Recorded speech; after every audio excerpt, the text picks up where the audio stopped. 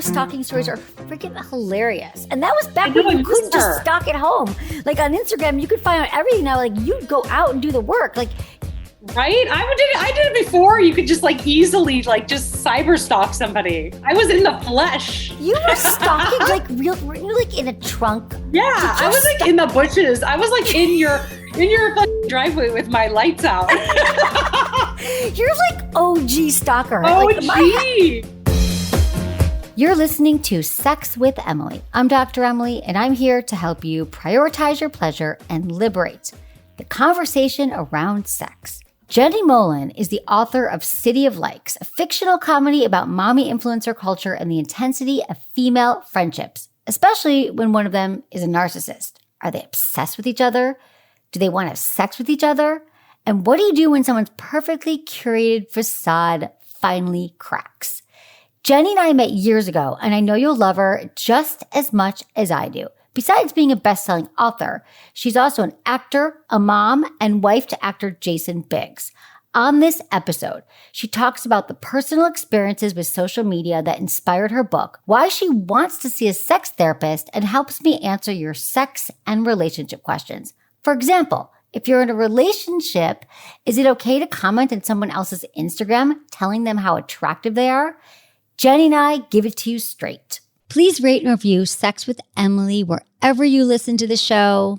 Subscribe wherever you're listening. That really helps us. It just helps get the show out to more people and help everyone, people just like you. And you can find me at all social media, Instagram, YouTube, TikTok, Threads, X. It's all at Sex with Emily. Be sure to check out my new article, How to Sex Detox, on our website, sexwithemily.com. All right, everyone, enjoy this episode.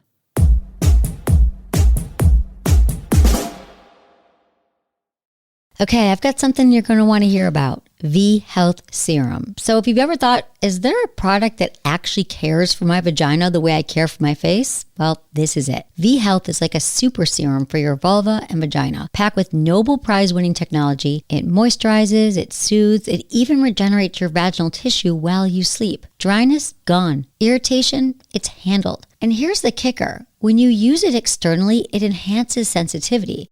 So translation? More pleasure. And this isn't just for women dealing with menopause or postpartum. It's for every phase of life.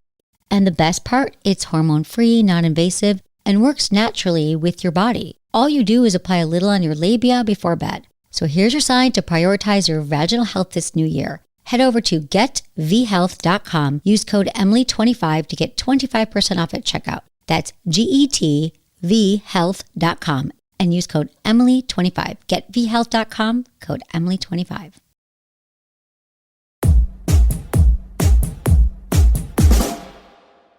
Jenny Mollen is a writer, actor, Instagram personality, and New York Times bestselling author of the essay collections I Like You Just the Way I Am and Live Fast, Die Hot.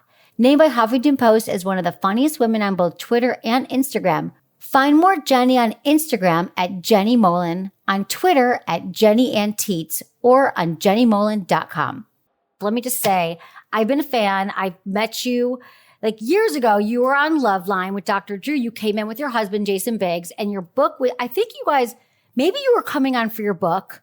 I believe it just come out.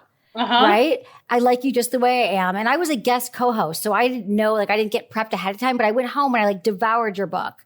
And I loved it. And I think you're such a hilarious, relatable, authentic writer and so talented. Thank you. And then and I love you. I've been following you on Instagram. I just love all the things that you put out there. You're so real, just like following you with like things that I'm like, I wish I could just go out with like my zip medicine and like everything in the back, my kids crying and vomiting and all the things. And you're just real and relatable and talented and all the things. Thank you. Thank you. It's so nice. Yeah, truly. So thank you for being here on the show. I've only waited how many years to get on this show? I mean, Sex with Emily, I've heard about it, I think that day when I met you. And I feel like I had another couple girlfriends do your show. And I kept thinking, I'm like, I've either done it but yeah, it was, we did you Dr. met me, Drew but together. I've always wanted you to, I mean, ever since then, because, here's what happened. So I know this is a little bit of old news or old story, but you had just for Jason's birthday hired a sex worker to have like a surprise threesome. So that was in the news. I was like, I love this girl that she did this. Right. So, I know. And you were like the first person talking about vibrators and everything. Yeah. I feel like you were ahead of your time back then. I was ahead of, Nobody was doing that. But now they're everywhere, right? You buy them at like Walgreens and stuff. Now, like vibrators, you could like pick up with a matcha latte at like any wellness studio. Exactly. So true. But it was like, it was much more taboo. You pioneered that shit. Yeah. It's been a long road. If you were here, I'd give you so many vibrators. But maybe you have vibrators. I don't know. Now, I don't know. I don't really have sex anymore. Once you I think have been married as long as I have, you're like, what? How's that going, not having sex? How does that go over? How does that go over in your relationship? Thank God I'm not married to a guy that that's his love language. So thank God. Because if I were with a guy who was like, we need to have sex once a week, I would be flipping the fuck out. So how often then? I mean, maybe once a month. Okay. And I'm proud of myself when I do. It's like going on the treadmill. I was like, damn, I'm amazing. I killed it today. Okay, we'll get into that because it's like, one of the top questions that people ask me all the time is like, how many times a week should we have sex? What's normal? Is this okay? Yes. Is that okay? Once a week, 3 times a month, 3 times a year.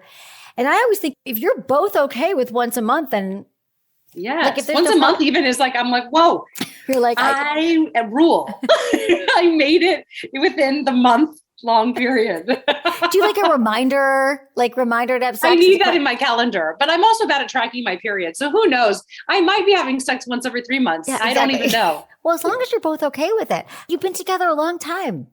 And a girlfriend of mine yesterday actually was like, when do I get to the point where I don't have to have sex once a week with this guy? Like, when is that? And I thought that was interesting. I was like, well, I don't know. I mean, I just got lucky that I'm on the same page with somebody.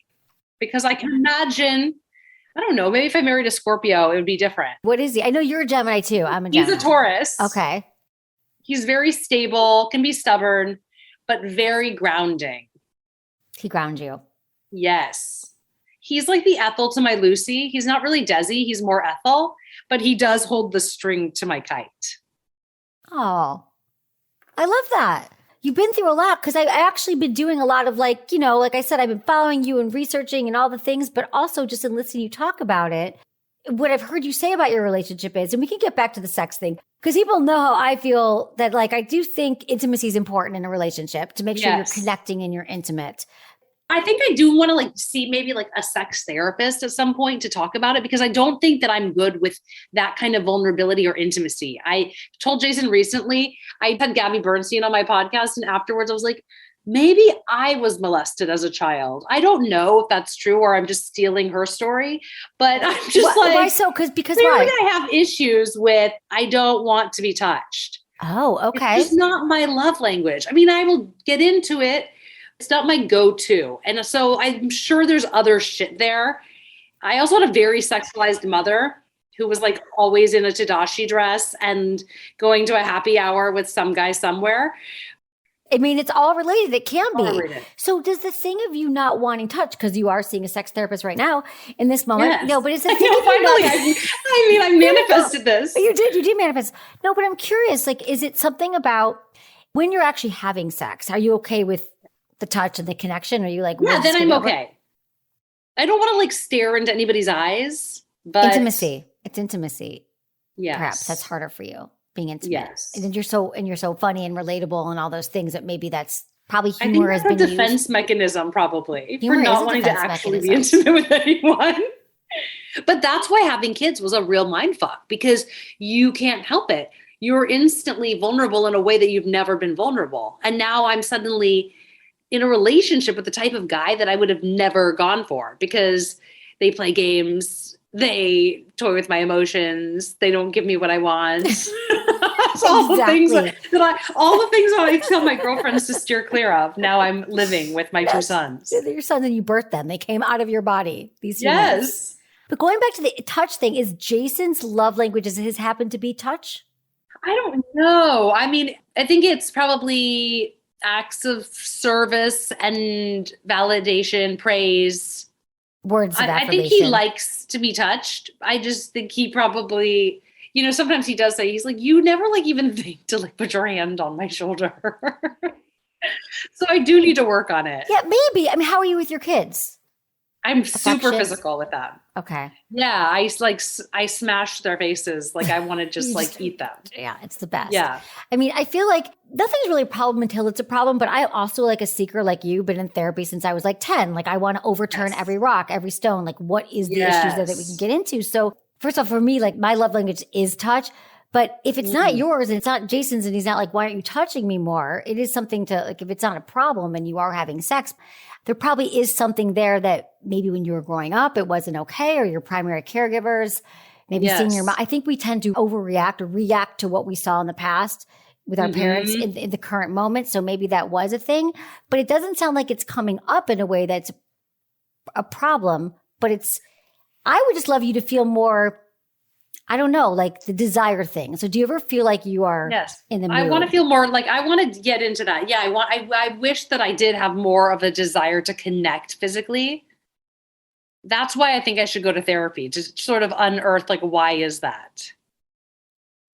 Desire to connect sexually or desire to connect physically? Like it's all sort of related in a way. I think the touch thing comes along. Like what I'm more interested in is it's to think about like sexually, when you guys first got together at the beginning, which we know the honeymoon phase, everything's like always amazing at the beginning. But were you guys having sex a lot more often? Was it more? Yeah, probably. Yes, in the beginning. But there was also drugs. I mean, we were wild. We were so crazy. I got pregnant. We were on ecstasy. It was like a lot of things went down in the beginning. But then eventually we moved into the space where we just like to sit on the couch and eat pirate's booty and hate watch The Bachelor. Which is also fun. Which is also so intimate. Yeah. Do you ever feel any of the desire anymore in your body? Like, do you ever like masturbate or feel turned on by anything, other things besides Jason? Yeah. Yes. But some more like when I'm having a hard time going to sleep, things like that. I'm like, oh, maybe I should masturbate to make myself like calm down or fall asleep. That works. It totally does work. How about intimacy beyond just like intercourse, right? Which is which I actually am trying to like take the focus off. We're also focused on like, well, we did it. We had penetrative sex and that's it. But that's for the majority. I don't know about you, for the majority of vulva owners, that's not how we're even going to have the most pleasure. So it's through intimacy and connection. Like how often do you feel that you're just like holding hands, cuddling, watching TV? Like, is that? Yes. When we're away from our children, we're very physical and touchy and kind of huggy. And, you know, I feel like we hold hands when we walk and that kind of thing. So I think children also change the dynamic where it's almost as if we're like on the same basketball team and I'm passing to him, he's passing to me. There isn't a lot of time for the intimacy when we're on in that way. Then you have young kids, right? How do you have any time for anything? That's the other thing. It's that like you literally have no time. They're boys. I understand that. You have no time, but how is your relationship? Because I was listening to a show you did. You're like, Jason and I, we like text our couples therapist. You know, when we're like, so you have a therapist that you work with. Yes, who we've been with since we first got together, Beth Becker, in LA, actually. Okay. She's fantastic if anybody needs a couples therapist. What's her name? She's always like, why do you bring me up? Her name's Beth Becker. Okay. And she's based in LA. She's like right by her office is like off Beverly Glen area. You have the therapist that you go to like once a week? When we're good, we're going once a week. And then sometimes what happens is we will be busy and miss a week and then think that we're killing it. We're like, well, we don't need therapy right now. We're just so strong as a couple. We've evolved. And then inevitably something will happen, usually something with the kids. We're at each other's throats. And it's like, why don't you call Beth Becker if you really want to talk to me about that? You know, we triangulate her in that way. And then she'll receive a text from one of us or both of us, and we get back on the wagon. But that's super healthy. I think that you have someone to talk to about it. But if the Thank sex, God. I don't want to get into I don't know how couples do it without therapy. I really don't know how anybody stays together without therapy. Well, tell me how it's worked for you. Okay, so this is what I always say. I'm a huge advocate of therapy. Always. I'm like, I think every couple needs it right away to communicate, to understand like everything in the relationship. Like when you get into arguments and all the things in life and you start to build a relationship with the therapist over time and with each other and you have homework and all the things. And so I think that's really healthy. But if maybe you could talk about it after 15 years, you've been in it since the beginning. How would you describe how therapy has helped your relationship? Well, it's shifted my perspective. I mean, I used to think that I couldn't be wrong or that my reality was correct. And that's what's so insane is that the way you perceive something being done to you doesn't mean that it's actually happening to you at all. And we sit there and say, oh my God, you put the narrative on them of like, it's triggered your own childhood shit. So you feel like you can finish the end of the sentence before you've even listened to them. And you're reacting to things that, it's that AA saying, if it's hysterical, it's historical. So most often it isn't even about the person you're fighting with, but you're like ready to die on that mountain over something like some perceived offense to you that probably has to do with your childhood shit, not even what's going on in the moment with you and your partner. It took me a long time to realize that. Can you give an example of what's happened lately? It'll be something about Jason is away and I have the kids and he's working, on a movie or something. And I'm stuck in Anguilla with food poisoning with the kids. They're raging. They're going crazy. I don't know what I'm going to do. How am I going to get home? I'm out of the country. I can't move. And I'm upset with him because he either isn't listening to me. Instead of saying, oh, Jenny, it must be so hard what you're going through, he's getting offended because he wants to be the good boy. So he has that stuff of like, mommy's mad at me and I need to defend because I've done nothing wrong. So he's shutting down when what I'm looking for is, I need to be heard. I need to be seen. I feel abandoned. It's triggering my abandonment shit. And by you pushing away and defending yourself, I'm feeling that injury over and over again. So we get into the same lock that we can't kind of break free of until somebody points it out to us. That's good. That's exactly it. We're all being re-triggered from our childhood conditioning. Re-triggered, yes. That's it. Every moment. It's so true. Abandonment, that's one of my key ones as well. If it's hysterical, it's historical, people. I love all the AA sayings. And I also love fear, false evidence appearing real. So many great so many great AA quotes. What are the other ones I always quote? But that's because Jason's sober, right? Yeah, he's been sober now for, basically all of Sid's life. And that has been amazing. That's played such a big role in our relationship. I can't even imagine co-parenting with somebody who had a problem and was still using. That would be tricky. I don't know how people handle that either. What we often crave, right, in a new relationship or early on in the relationship is everything's new and exciting and it's novel. And I've never seen this person naked. I've never kissed this person before. There's a new fantasy. There's something new.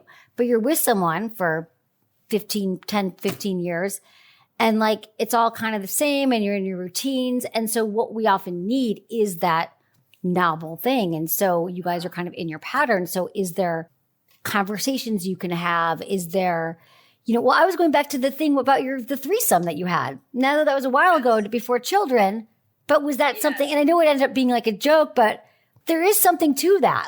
Even if it's just talking about the fantasy. I thought oh, this could be fun. This is something I was trying to be wild and fun because we had just gotten married and that sort of, there is a bit of just an erasure of self, in getting married and having babies, for women. And I felt I wanted to still be me and my crazy Jenny and fun. And I thought, well, this is something that might spice it up and make it interesting. And then it became just a comedy of errors. But, so it wasn't a fantasy of you guys aren't oh, I really want to. That's not a lingering thing that you'd want to have a threesome or have someone else in the relationship. Right now, we're just trying to have you guys have sex, right? No. It feels like a lot of work now. If there was somebody else involved, even I think about people who are having affairs and I think, Jesus, that sounds like a lot of fucking work. If somebody else needed anything from me right now, I'm listen, I've got 2 kids. I work full time. Really do. I think it's too much. If you, I feel you want me to go down on you too? Exactly. I'm sorry, I'm tapped out. I don't want another penis that's making demands on my life. Literally, right? That's the last thing you need. Penis or vagina, both. I'm guys, anything. I don't have it in me. I'm done. Well, you guys seem really solid. Even just watching what I see online and all the things. What I just love is that you have a counselor in place and you work on it. So to me, that's we're willing to do the work. That's the thing about Jason and I, and that's why I feel I never get scared about our relationship, even though we've definitely been through dark times. I don't ever think that we're not going to make it because, one, we're both super determined when we put our minds to things. We don't like to fail, but also we are willing to change. We're willing to do the work and change ourselves. We're not just expecting the other person to like clean up their act to fit into our schedules. So you keep making each other like the best versions of yourself throughout this. Because that's really what a healthy relationship is. I mean, it's hard. Like he drives me absolutely fucking crazy and I drive him crazy. So I don't want to like, make it sound like it's easier than it actually is. It is really fucking hard, but we do love each other. And I don't know. I just feel like I got lucky with who I chose on a lot of levels.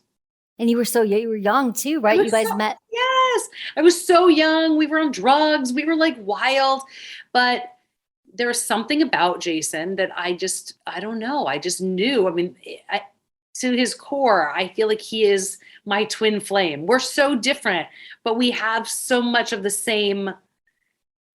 Our just like our belief system is so similar, and your values and all that. Our values, must feel really good. Exactly.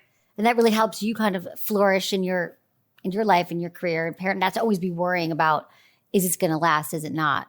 Oh yeah. And he's so much better than me about like my career. I mean, this ego strength that this guy has is insane. I literally have made a career out of talking shit about him, stalking his ex-girlfriend, raging about the fact that he's famous and I'm not. And that was literally how I started my fucking writing career. And he has done nothing but support me every step of the way. He shows up, he'll do like anything. He'll read my shit over and over again. He's just better than me. That is just so loving. Well, that is an ego thing, right? He's just very confident in who he is. He's just so confident. Mm-hmm. But Jenny, you come across as so confident too. Like I look at you, I'm like, I wish I could do, because I've been sort of off of social media a lot lately, like in my personal life, just sort of been, I don't know, regrouping and less doing stuff like that. But I'm like, sometimes I just want to be like, this is what's going on in my life. Not that I'm saying I'm something other than I am. We'll get to your book in a minute, City of Likes, which is all about like curating a certain image online. But I guess I look at you and think confidence, I know, is on a spectrum, but we're always changing, but very confident, like self-assured. I mean, that's so sweet. I think the thing about me is that like, I don't have a button that like, I don't know how to hide my truth. I don't think I know how to sort of modulate what is happening, what I'm saying, what's coming out, what I'm presenting. I've always come from a place of like, we're all fucked up. And I don't know if you feel that way too, having been in therapy since you were a kid. Yes. I just feel like everyone's family is dysfunctional. Everyone has these things. So talking about them, why should I feel shame? I feel almost when I'm open about that stuff, I'm able to disarm people. And when I was younger, I did this podcast with Busy Phillips, who was my like arch rival in high school. I mean, we were pitted against each other for many years and our lives have woven in and out of each other's forever. And she said, I always looked at you and thought of you as being so perfect and that your life must be this and you must be that. And for me, I think that also my like brutal honesty growing up was my way of saying, I'm not fucking together. My shit is crazy. My parents have been married and divorced 6 times, but like, you just seem like this like innocent little blonde girl and people think, oh, her life's so easy. You know, her dad paid for college, whatever it is. And I needed to like really make sure that it was clear that like, I am other from like that. I didn't want to be lumped into that. I need everyone to know that like, I am the Grendel figure of like Tribeca. Like, I'm not those moms. I'm not fucking pulling it all off. I don't know. It's just a need to really disclose my truth in order to feel accepted. After the break, Jenny and I answered an email from Natalie, who's wondering if she should read into her partner's social media use.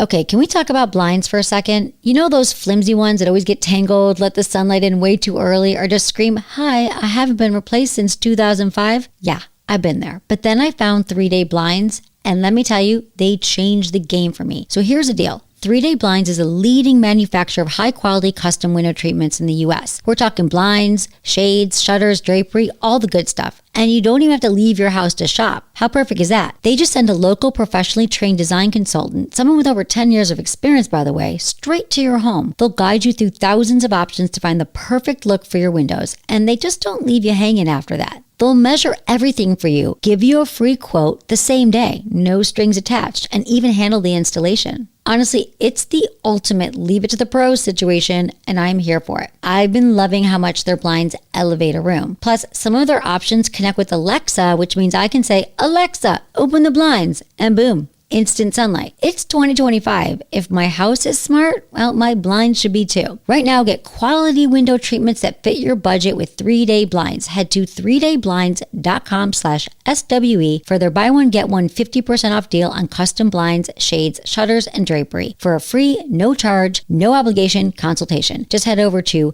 3dayblinds.com/SWE. That's buy one, get one free 50% off when you head over to the number 3 dayblinds.com/SWE.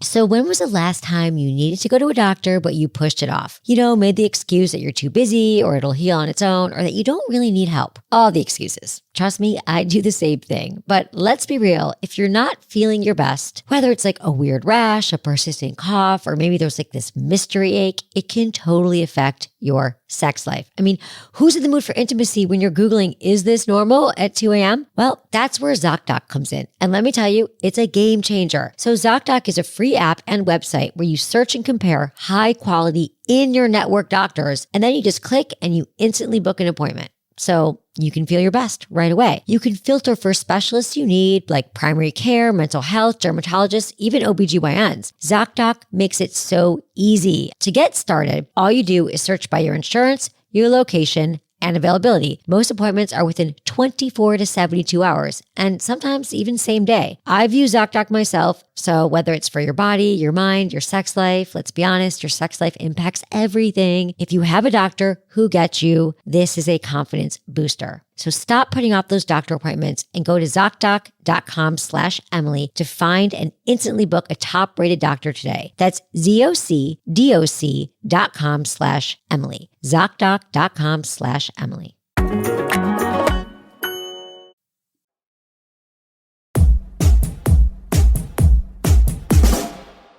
I would love you to help me answer some questions that we get from listeners on some Yes. things. I'd love to get your advice. Help us along here. We get a lot of questions, so I thought some of these would be fun for us to answer. Okay? Great. This is from Natalie, 31 in San Francisco.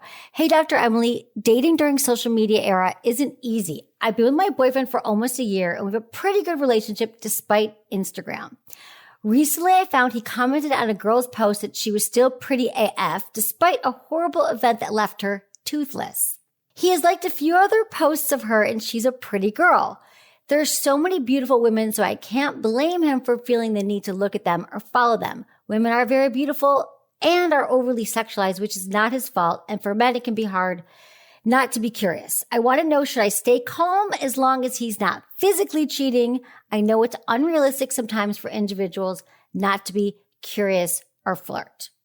I think that personally, this is going to happen with Instagram. Your partner's going to comment on something and you got to talk to him about it and to say, this is how it makes me feel. Yes. We're in a committed relationship. When I see you commenting, it doesn't feel right. It kind of hurts. This is what it makes me feel. And I don't think that's your intention. Could you tell me more about what goes on in your head when you're making these comments? Or what comes up for you, Jenny? I would flip the fuck out. I would be like, listen, you're done. You're done. You're commenting on other people's pages. I can't be with you. I would just be like, think about like how like that one like looks for me. That's just like mortifying. I don't want somebody that I'm in a relationship with to be like, you're still pretty as AF to somebody else. I'd be like, okay. That's intense. Own your fucking role, dude. You know, it's just too much. It's just not a good look. It wasn't just like a like. It was a, you're still pretty AF. Yeah, that's over the, That is over the top. No, that's a good point. So you just address it right away. Yes. I think she's being too kind to him. I think you're right. Now that I'm looking back, I'm like, yeah. Well, I feel like at one point I went on Jason's Instagram and I was like, you don't need to be following this person. You know, like he wasn't even around, but I was just going through the people he follows and deleting. I don't even know if he knows, to be honest. He doesn't know how to use it that well. So He's not that. But He's he not that in obviously, depth with you know Instagram. what? He hasn't missed them, so I think I made the right choice. But how has it impacted your relationship, social media? Has it, or does it? Oh yeah, I mean it has for sure. You know, I was calling him Jaden on my Instagram for a while, and he didn't like it. He was like, "It's rude to me. It's disrespectful. How do you not see that?" And so certain things he gets upset because he'll think that I've just crossed a line. But you know what? Jason's tolerance is so high.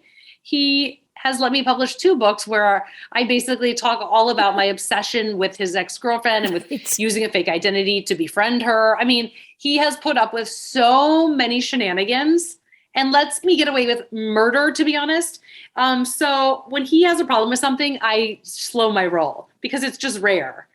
All your stalking stories are freaking hilarious. And that was back when you couldn't just stalk at home. Like on Instagram, you could find out everything now. Like you'd go out and do the work. Like, right? I did it before. You could just like easily like just cyber stalk somebody. I was in the flesh. You were stalking like real, weren't you like in a trunk? Yeah, I was like in the bushes. I was like in your fucking driveway with my lights out. You're like OG stalker. OG. Like Yes. My head goes off to you because like really like then now we're just lazy. We're just home lazy. And Googling. We're not doing the work. We're really not. We're not doing the work at all. And so like, oh my God, Daddy, I love it. You just call it out. Yep. That is cool. Yeah, I think you got to just call it out, call out your partner, unfollow if it's not cool, and like let your partner know how you feel. Because would you be cool if your boyfriend said that to a girl right in front of you? No, you'd probably like throw a drink on him. That's a really great analogy to think like, would you do that if we were at a party? Would you go up and say, you're still hot as F? Would you do that? Yeah, exactly. You probably would. Exactly. That's a way to think about it. Okay. I love that. Okay. This is from Terry 53. It's a man. He says this, Dr. Emily, my girlfriend and I have been together for 2.5 years. We have a strong connection. We love each other, but it's been tough for 12 plus months. My dad died a year ago and I fell apart leaning on her too hard for too long. In January, she was struggling with demanding work, kids, and their activities and asked me to get my shit together, which I've been actively doing. Therapy, working out, reading, journaling. Our sex life dropped off at that point and has not fully recovered. Over the past 2 months, I've done a lot of work and feel much better. My girlfriend is still struggling, has admitted that she feels overwhelmed and burned out, and there's nothing left for herself or me. Here's the question. I know she will masturbate sometimes rather than have sex. She doesn't throw it in my face, but I feel jealous. I've asked her to tell me about it because it turns me on. Hell, I masturbate too, and I'd love to do it in front of her. Should I feel jealous or rejected when she uses her vibe rather than wanting to have sex? I'm assuming it's her way of self-care. What do you think? I mean, I would say no. I definitely think they're 2 different things. One is self-care, and then the other is intimacy. We're circling back to the beginning I know. of our session. I mean, yeah, I think one is, she's doing it to come down and to have like a moment for herself. And the other is a bit more performative and making more of an effort for him. So I think they're totally 2 different things. I get that he wants that connection with her, and I think it's sweet, but I actually think that he should just honor her time for herself as well. Yeah, absolutely. I mean, here's the thing, you guys, listening to this show, like masturbation is part of being sexually healthy and well, and it probably is self-soothing. It's making her feel connected to herself. We all probably could masturbate a lot more. So I feel like, sounds like he feels like he pushed her away because of the death and everything he's going through. So he just needs to find a way to connect with her again intimately. And what I would recommend here is like, what about some mutual masturbation, which I might recommend for you too, Jenny, because interesting. Okay. Mutual masturbation, which people are like, oh, that's weird. I don't want to see my partner masturbate. But here's why it works, and it can be hot. It's because you know that you're both going to get off. You don't have to touch anyone else but yourself. Right. Which you might like.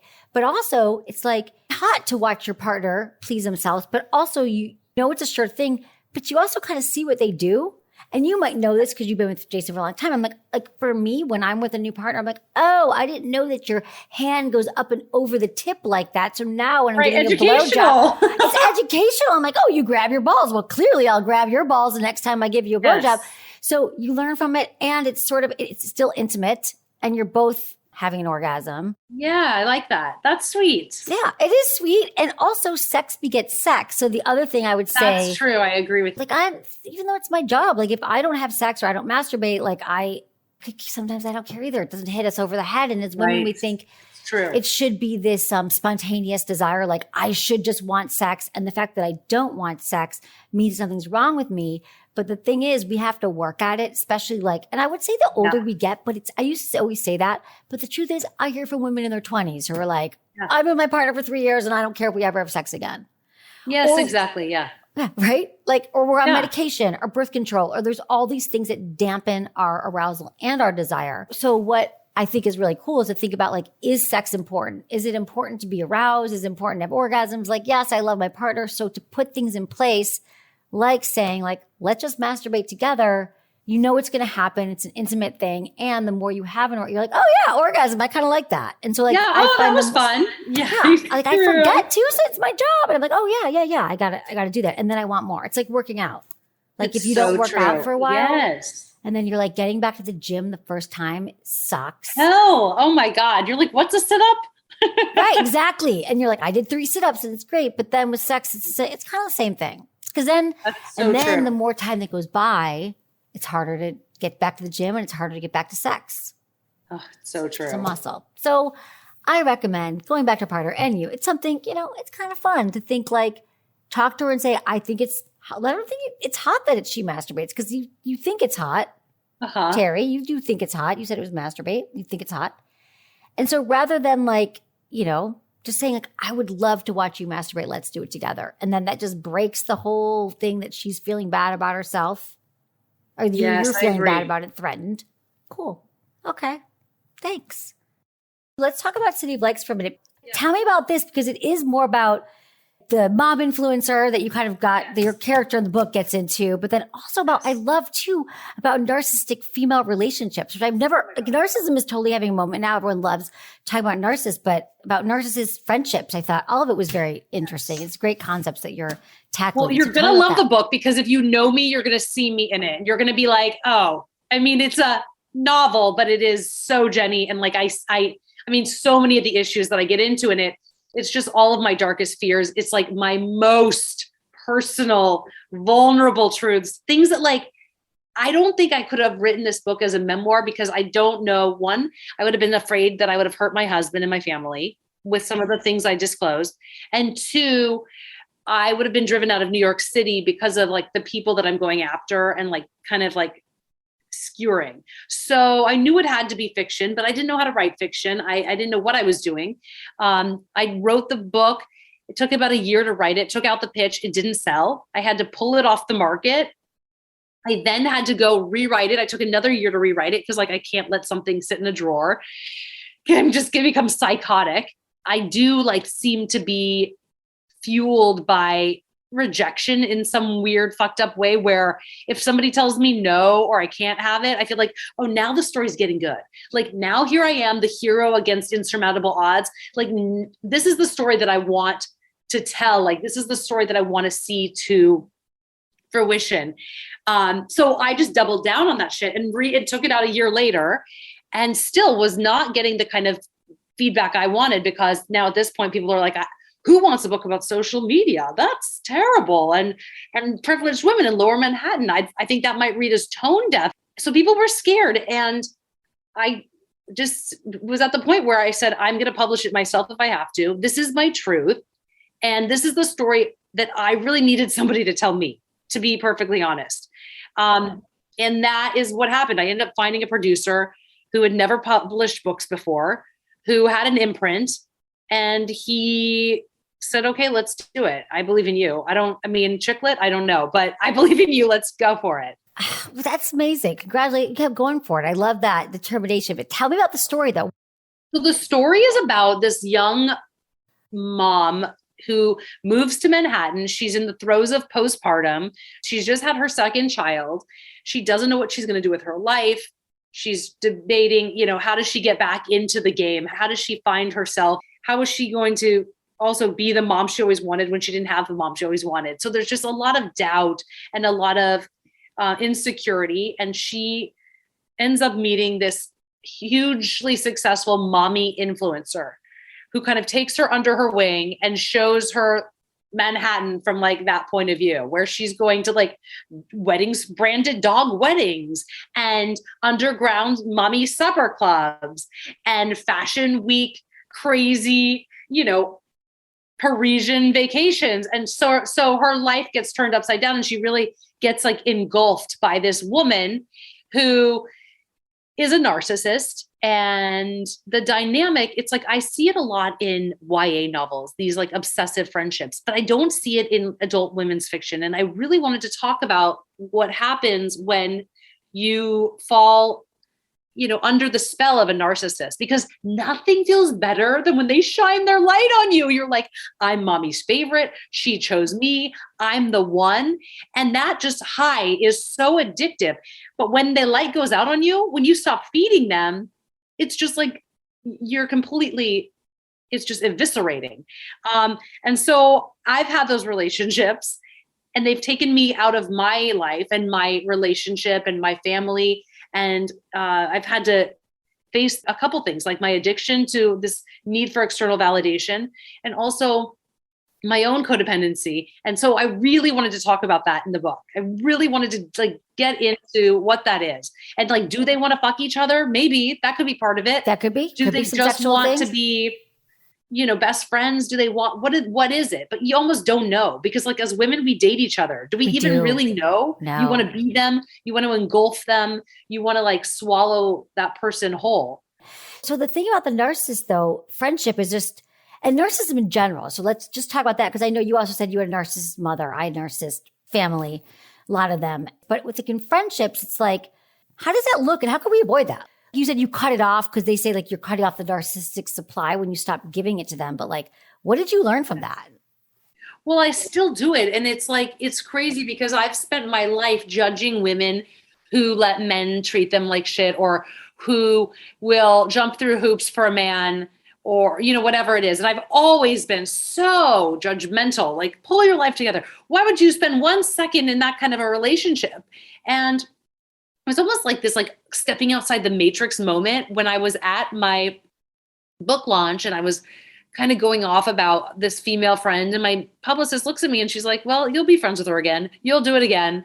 We're going to have the same conversation all over again. And I thought to myself, oh my God, I am that girl. I just do it with women.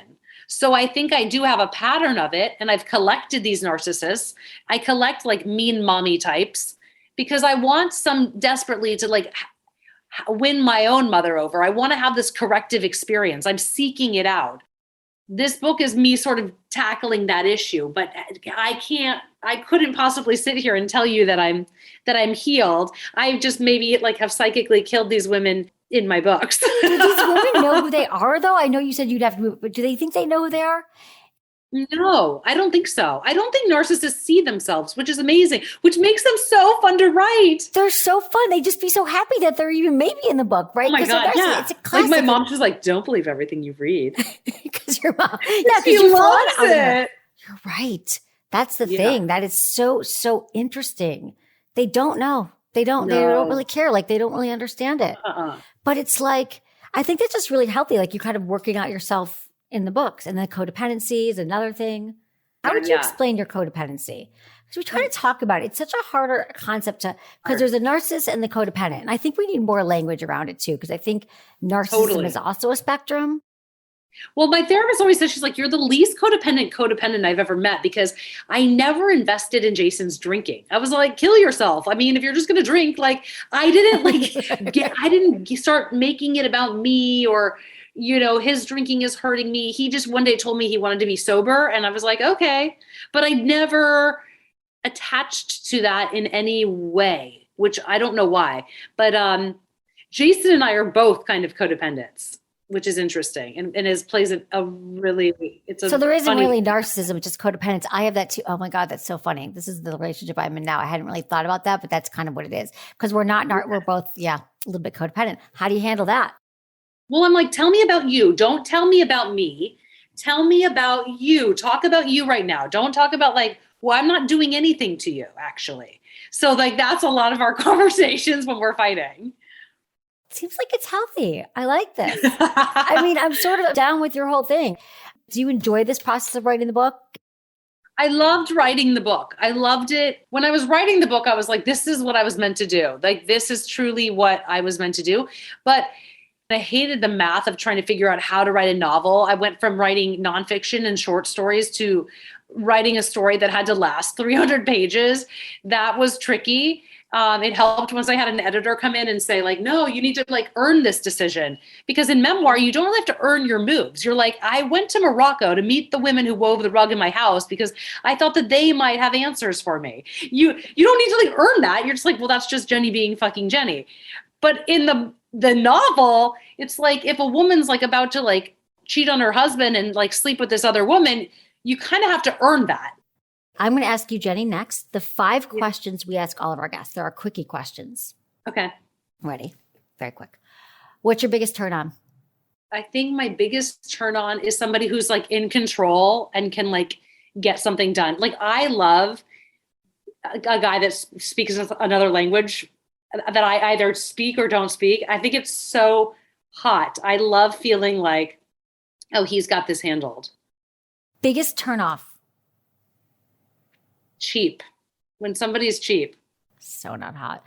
What makes good sex? What makes good sex? That is a good question. I don't actually know. No, what makes good sex? Honestly, like usually, like I would say, like sex with somebody you don't know at all, like a stranger. Not that I've had that in years, but I just remember like that was so exciting and fun because you like literally don't know the person. I'm like, Jason, I want to open a place where people just go in and have sex with robots. He's like, I think that's called prostitution. It's illegal. I was like, but doesn't it sound great? You have to have no emotional connection. You can just like hook up. Yes, that exists. Robots, sex workers. Yeah, because it's that spontaneous, what I was saying earlier when I was trying to therapize you. It's that newness. That's why it's so hot at the beginning because it's spontaneous. It's new. You don't know what's happening. It's new, but also I don't have to be like intimate. Like they don't know me. That's like why for me it was always safer. This could be a hot thing for you guys to fantasize about together. Okay. Yeah. Not actually make it happen, but like watch porn together when that happens. That's when true. Something that happens. These are just the little sparks. Okay. Something you would tell your younger self about sex and relationships. I would say have more sex, like, and have more relationships. I think for so long I thought, I'm not getting involved with this person or like, because I only wanted to be involved with people that like I thought I could be in a real relationship with. And so there were a lot of missed opportunities for me where if I were going back now, I'd be like, why didn't I just like fuck that guy or girl or whatever it was? Like, why was I like, I'm too good for this, I want to circle back to that in a minute. What's the number one thing you wish everyone knew about sex? I don't know. I don't know. I feel like there's so much for me to learn. I don't know. Maybe communicate about it. Talk about it, I think. Yeah. Got it. Can we go back to something you just said? So what do you think kept you from just doing it then? Like in your just having sex with someone? Because I like, for me, I thought of sex in like sort of a negative way based on the fact that my mom was so sexualized and was constantly sleeping with people. And I just saw it like, I don't want to be that. I don't want to be her. And I don't want to have a bunch of boyfriends or, girlfriends, whatever it was.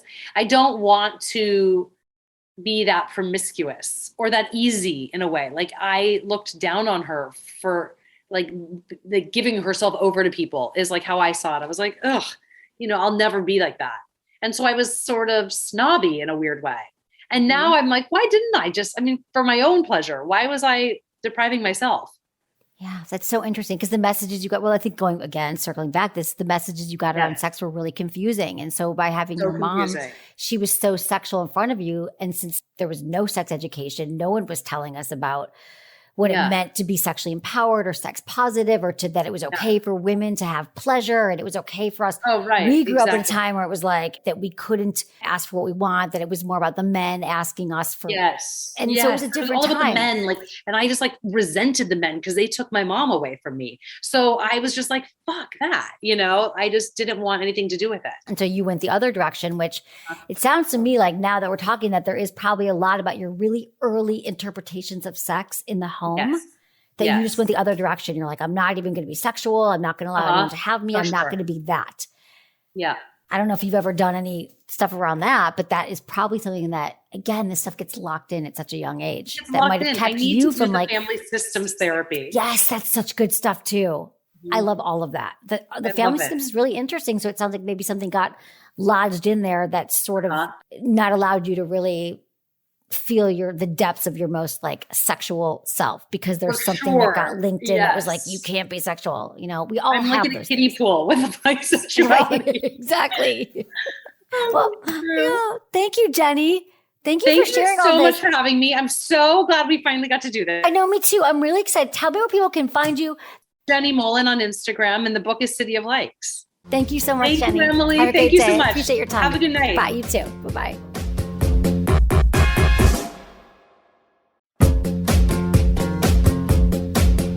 That's it for today's episode. Thanks for listening to Sex with Emily, and be sure to like, subscribe, and give us a review wherever you listen to the podcast, and share this with a friend or partner. You can find me on Instagram, YouTube, TikTok, Twitter, or X, and Facebook. It's all at Sex with Emily. Oh, and I've been told I give really good email, so sign up on sexwithemily.com, and while you're there, check out my free guides and articles for more ways to prioritize your pleasure. And if you'd like to ask me about your sex life, dating, or relationships, call my hotline, 559-TALK-SEX. That's 559-825-5739, or just go to sexwithemily.com/askemily. Was it good for you? Email me, feedback@sexwithemily.com.